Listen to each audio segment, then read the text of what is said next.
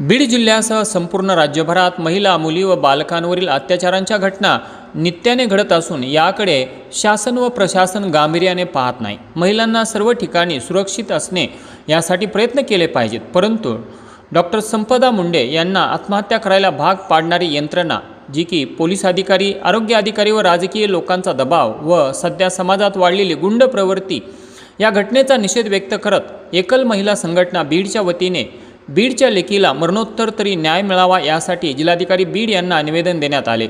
यावेळी एकल महिला संघटनेच्या शिल्पा पंडित, रुक्मिणी नागापुरे, रेखा खंडागळे, साक्षीताई, पूजा वजीर, समीक्षा वाघमारे, अनिता खंडागळे यांच्यासह सामाजिक कार्यकर्ते नितीन जायभाये, श्याम मार्कंडे, डीजी तांदळे सर, संजय तांदळे व अनिल कचरे यांची उपस्थिती होती। संपदा मुंडे याच्यावर जो अन्याय झालेला आहे याच्यासाठी आज आम्ही निवेदन देण्यासाठी आलेलो आहोत। आणि हा आपला महाराष्ट्र हा फुले शाहू आंबेडकरांच्या वतीने चालणारा महाराष्ट्र आहे। त्या महाराष्ट्रामध्ये अशी काळीमा फासणारी घटना इथे घडलेली आहे। तर त्याच माझ्या बहिणीला, माझ्या ऊसतोड कामगाराचा जिल्हा ज्याची ओळख आहे बीड जिल्ह्याची मुलगी आहे, ती गरीब कुटुंबामधली, आणि अशा हजारो मुलीवर अन्याय होतो आणि याचा खटला नंतर कोर्टामध्ये म्हणजे केला जातो।